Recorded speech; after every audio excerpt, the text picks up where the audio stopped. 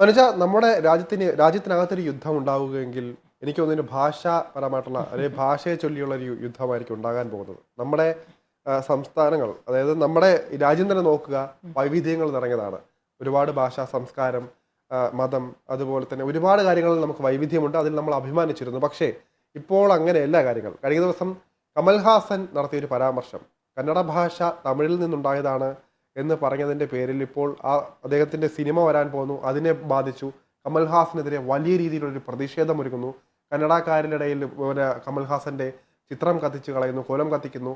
അങ്ങനെ വലിയ രീതിയിൽ ഭാഷ പറഞ്ഞ് യുദ്ധമുണ്ടാകുന്ന അവസ്ഥ. തമിഴ്നാട്ടിലെ അവസ്ഥ നമുക്കറിയാവുന്നതാണ്. ഹിന്ദി അടിച്ചേൽപ്പിക്കുന്നതിനെതിരെ കടുത്ത ഭാഷയിൽ അവർ ഇറങ്ങിത്തിരിക്കുന്നു. തമിഴാണ് ആദിമ ഭാഷയെന്ന് പറയപ്പെടുന്നു. സത്യമായിരിക്കും അങ്ങനെ രീതിയിൽ വരുന്നുണ്ട്. മറുവശത്ത് മുംബൈയിലടക്കം നമ്മൾ കാണുന്നത് മറാഠി ഭാഷ എഴുതിയ ബോർഡുകൾ അടിച്ചു തകർക്കുന്നു. ഹിന്ദിയാണ് നമ്മുടെ ഭാഷ, ശ്രേഷ്ഠ ഭാഷ എന്ന് പറയുന്നു. തെലുങ്കാനയിലും ഇത്തരത്തിലുള്ള ആരോപണങ്ങൾ വരുന്നു. ഇപ്പോൾ മനസ്സിലാക്കേണ്ടത് നമ്മളിപ്പോൾ എവിടെ പോയാലും അവരുടെ ഭാഷ പ്രോത്സാഹിപ്പിക്കാനായിട്ട് അത് മാത്രമേ ഉള്ളൂ. ഇംഗ്ലീഷ് വാക്ക് ഇതുപോലുമില്ല. തമിഴ്നാട്ടിലാണെങ്കിൽ TN എന്ന് എഴുതുന്നത് പോലും ഇപ്പോൾ തമിഴ് ഭാഷയിലാണ്. അങ്ങനെ സാധാരണ ഇപ്പോൾ ഒരു മലയാളി ഇപ്പോൾ തമിഴ്നാട്ടിൽ പോകണമെങ്കിൽ ഇംഗ്ലീഷ് ഭാഷ ഇല്ലാത്തൊരവസ്ഥയാണ്. അവർ പരമാവധി തമിഴിനെ പ്രോത്സാഹിപ്പിക്കുക എന്നുള്ള രീതിയിൽ വരുന്നു. അങ്ങനെ മൊത്തത്തിൽ ഭാഷയെ ചൊല്ലിയൊരു എനിക്കൊന്ന് നമ്മൾ താരതമ്യേന കേരളത്തിലാണ് ഇത്തരത്തിൽ ഭരണഭാഷ മലയാളമാണെന്നെങ്കിൽ പറയുന്നെങ്കിൽ പോലും കേരളത്തിൽ അത്തരത്തിലുള്ളൊരു എന്താ പറയാനാണ് നിർബന്ധം ഇല്ലാത്തൊരു അവസ്ഥയുണ്ട്. അതുകൊണ്ട് തന്നെ എല്ലാവർക്കും ആക്സസ് ചെയ്യാനും എളുപ്പമായി വരുന്നുണ്ട്.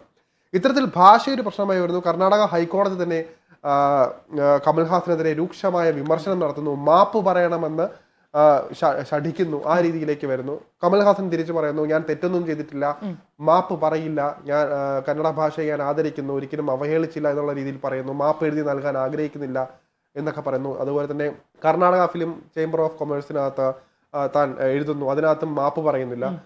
300 കോടിയോളം രൂപ ഇൻവെസ്റ്റ് ചെയ്തിറക്കിയ സിനിമയാണ്, അതുകൊണ്ട് തന്നെ പോലീസ് സംരക്ഷണം വേണമെന്ന് കർണാടക ഹൈക്കോടതിയോട് കമൽഹാസൻ ആവശ്യപ്പെടുന്നു. പക്ഷേ പറയുന്നു, മാപ്പ് പറഞ്ഞില്ലെങ്കിൽ എങ്ങനെ ഇതിനകത്ത് ഇടപെടാൻ പറ്റും? കർണാടകയിൽ ജനങ്ങൾ ഭാഷയെ അതുപോലെ തന്നെ നില അതുപോലെ തന്നെ ജല, ഈ 3 കാര്യങ്ങൾ, അതായത് ഭാഷ, നിലം, ജലം എന്നീ കാര്യങ്ങളിൽ വൈകാരികമായി ഇടപെടുന്നവരാണ്. അവരോട് മാപ്പ് പറയാതെ അനുവദിക്കില്ല, അല്ലെങ്കിൽ ഒരു സിനിമ ഇറക്കാൻ സമ്മതിക്കില്ല.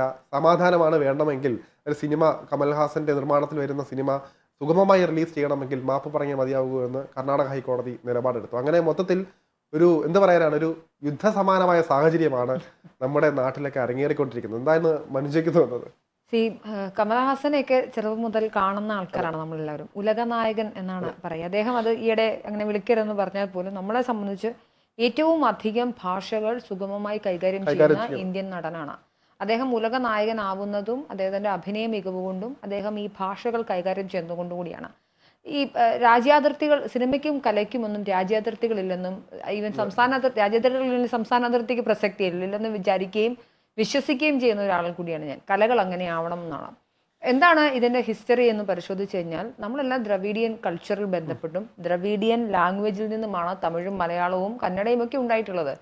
അതിൽ കമലഹാസൻ യാഥാർത്ഥ്യം പറയുമ്പോൾ എന്തിനാണ് ഇത്ര ബഹളം വെക്കുന്നത് എന്നാണ് ഒരു ചോദ്യം. കമൽഹാസന്റെ ഏറ്റവും അടുത്ത ഹിറ്റ് എന്ന ഇൻഡസ്ട്രിയൽ ഹിറ്റ് ആവാൻ പൊട്ടൻഷ്യലുള്ള മണിരത്നം സംവിധാനം ചെയ്യുന്ന സിനിമയാണ് തഗ് ലൈഫ്.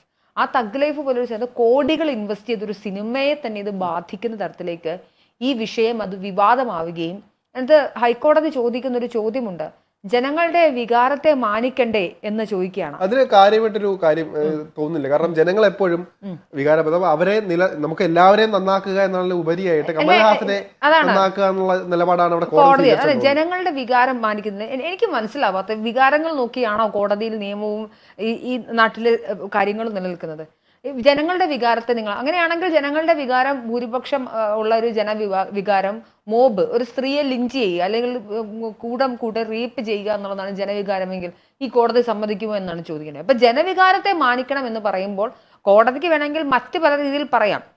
ഇതിനകത്ത് ചില ഒബ്സർവേഷൻസ് നടത്താം എന്നല്ലാതെ കമൽഹാസനോട് മാപ്പ് പറയുന്നതാണ് നല്ലതെന്ന് ശഠിക്കാൻ കോടതിക്കാവില്ല. അത് എനിക്ക് ഏറ്റവും ഇഷ്ടപ്പെട്ടൊരു നിലപാട്. കഴിഞ്ഞ കുറേ നാളുകളായി ഈ തഗ് ലൈഫിന്റെ പ്രൊമോഷനുമായി ബന്ധപ്പെട്ട് ഒരുപാട് മാധ്യമങ്ങളോട് കമൽഹാസൻ ഇടപഴകുന്നുണ്ട്. അതിൻ്റെ ഓഡിയോ ലോഞ്ചിന്റെ സമയത്ത് പറഞ്ഞ ചെറിയൊരു വാചകമാണ് ഇവർക്ക് പ്രശ്നമാവുന്നത് ശരത്. അതായത് കന്നഡ എന്ന് പറയുന്ന ഭാഷ തമിഴിൽ നിന്നാണ് എന്തിനാണ് ഇത്ര ബഹളം വെക്കുന്നത് എന്നാണ് മനസ്സിലാവത്തെ.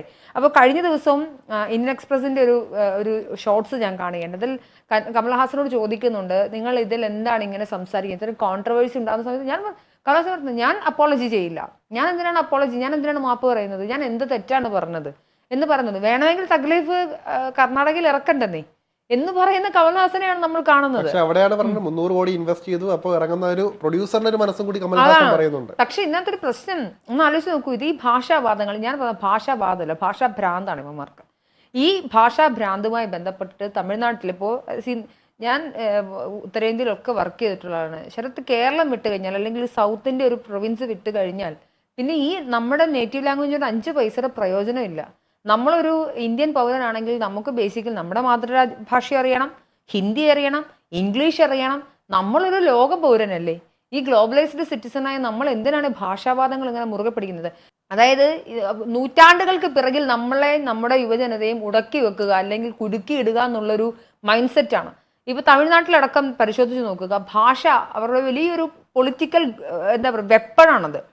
ഭാഷയെ ഉപയോഗിച്ചുകൊണ്ട് ആരാണ് ഏറ്റവും മികച്ച ഭാഷാവാദി, അവർ ഇന്ത്യൻ റുപ്പയുടെ ചിഹ്നം അംഗീകരിക്കില്ലെന്ന് അങ്ങനെ പറഞ്ഞിട്ട് കഴിഞ്ഞിടയ്ക്ക് വിവാദമുണ്ടായി. എന്തുകൊണ്ടാണ് അത് ഹിന്ദി വേർഡിലാണ് റുപ്പയുടെ ചിഹ്നം വരുന്നത്, അതുകൊണ്ട് ഞങ്ങൾ അംഗീകരിക്കില്ലെന്ന് മുഖ്യമന്ത്രി സ്റ്റാലിൻ ഉൾപ്പെടെയുള്ള ആളുകൾ പറയുകയാണ്.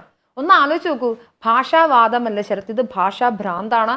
നിങ്ങൾക്ക് കോൺട്രവേഴ്സീസ് ഉണ്ടാക്കാം, നിങ്ങൾക്ക് ചർച്ചകൾ നടത്താം. നിങ്ങൾ ഹിസ്റ്ററി പരിശോധിക്കൂ. നിങ്ങൾ BC കാലഘട്ടങ്ങൾ മുതൽ ഹിസ്റ്ററി പരിശോധിക്കുമ്പോൾ എവിടെ നിന്നാണ് കന്നഡ ഭാഷ രൂപീകരിക്കപ്പെടുന്നത് പറഞ്ഞു കഴിഞ്ഞാൽ തീരാവുന്ന പ്രശ്നമേ. അവിടെ തെളിവുകൾക്കോ ശാസ്ത്രീയമായ തെളിവുകൾക്കോ പിൻബലങ്ങൾക്കോ ഇങ്ങനെയുള്ള ഒന്നും ചരിത്രത്തിനോ റെക്കോർഡ്സിനല്ല പ്രാധാന്യം. വൈകാരികമായി എന്താണോ നിങ്ങളുടെ തലച്ചോർ പ്രവർത്തിക്കുന്നത് അവിടേക്ക് നമ്മുടെ കോടതികൾ കൂടി വന്ന് എത്തുന്നിടത്താണ് ഈ പ്രശ്നം നിൽക്കുന്നത്. അത് ഏറ്റവും ഗതികെട്ടൊരവസ്ഥയായിട്ടാണ് ഞാൻ മനസ്സിലാക്കുന്നത്. പക്ഷെ ഒന്ന് ആലോചിച്ച് നോക്കാൻ മനസ്സിൽ നമ്മുടെ ഒരു എന്താ പറയാനാണ് സ്വാഭാവികമായിട്ടും ചിന്തിക്കുമ്പോൾ സമാധാനം പുലരണമെങ്കിൽ ഇങ്ങനത്തെ രീതിയെ പറ്റുള്ളൂ. ഇപ്പോൾ കോടതി ഇതിനകത്ത് എതിരായിട്ട് നിലപാടെടുത്തിരുന്നെങ്കിൽ എന്തായിരിക്കും സംഭവിക്കുക? മാത്രമല്ല കമൽഹാസനെ സംബന്ധിച്ചിടത്തോളം ഇപ്പോൾ ഒരു കുടുക്കിൽ നിൽക്കുകയാണ്. കന്നഡ ഭാഷയെ ഇങ്ങനെ പറഞ്ഞു പോയി, ഇപ്പോൾ തിരിച്ച് ആ ഒരു മാപ്പ് പറഞ്ഞു കഴിഞ്ഞാൽ വലിയൊരു ജനരോഷം തമിഴ്നാട്ടിൽ നിന്നുണ്ടാകും. അതായത് അത് അംഗീകരിക്കുന്നതിന് തുല്യമായി പോകും. ഇപ്പൊ മാപ്പ് പറയുന്നതിലൂടെ കന്നഡ ഭാഷ തമിഴിൽ നിന്നുണ്ടായതല്ല എന്നൊരു സ്റ്റേറ്റ്മെന്റ് കൂടി അവിടെ ക്ലിയർ ആവും. അങ്ങനെ വരുമ്പോഴത്തേക്കും തമിഴരുടെ ഒരു പൊതുവികാരമാണ് അവരുടെ ഭാഷ. ഇപ്പോൾ സ്റ്റാലിൻ അടക്കം ഒരു വെപ്പണായിട്ട് ഉപയോഗിക്കുന്നതും നടത്തുന്നതും ഇപ്പോൾ കേന്ദ്ര സർക്കാരിനെതിരെ പൊരുതുന്നതും ആ ഒരു വെപ്പൺ വച്ചിട്ട് തന്നെയാണ്. അപ്പോൾ സ്വാഭാവികമായിട്ടും രാഷ്ട്രീയത്തിൽ സജീവമായിക്കൊണ്ടിരിക്കുന്നത്, രാഷ്ട്രീയത്തിൽ കുറച്ചുകൂടെ കൈകാര്യം ചെയ്യുന്ന കമൽഹാസനെ സംബന്ധിച്ചിടത്തോളം ഇനിയൊരു രാഷ്ട്രീയ പാർട്ടിയിൽ കുറച്ചുകൂടി സജീവമാകാൻ ആഗ്രഹിക്കുന്നത്, രാജ്യസഭയിലടക്കം ഇനി മത്സരിക്കാൻ പോകുന്നു എന്ന് പറയപ്പെടുന്നു. അങ്ങനെ വരുന്ന കമൽഹാസനെ ഭാഷ വെച്ച് പിന്നെ കളിക്കാൻ പറ്റില്ല.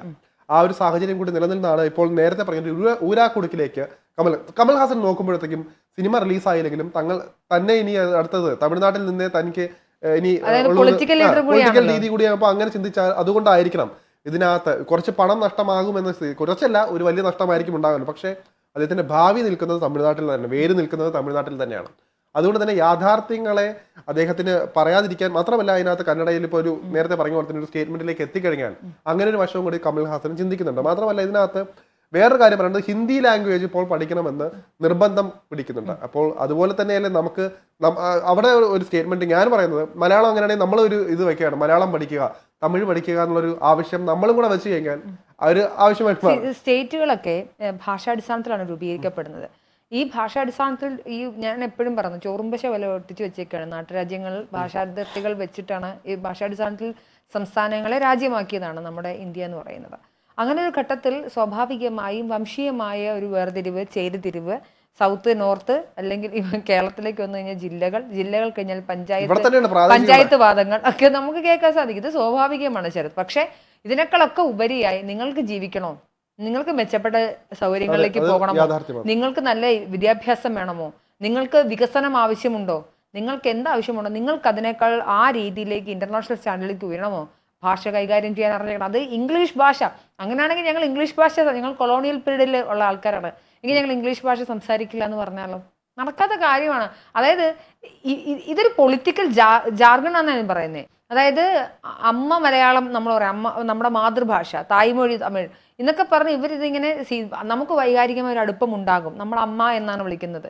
അപ്പോൾ ആ ആദ്യം ഉപയോഗിക്കുന്ന ഭാഷയോട് വൈകാരികമായ അടുപ്പം ഉണ്ടാകും. പക്ഷെ അത് നിങ്ങളുടെ ഭാവിയെ, നിങ്ങളുടെ കലകളെ, നിങ്ങളുടെ ഇഷ്ടങ്ങളെ റെസ്ട്രിക്റ്റ് ചെയ്യുന്നതാവരുതെന്നുള്ളിടത്താണ് പ്രശ്നം വരുന്നത്.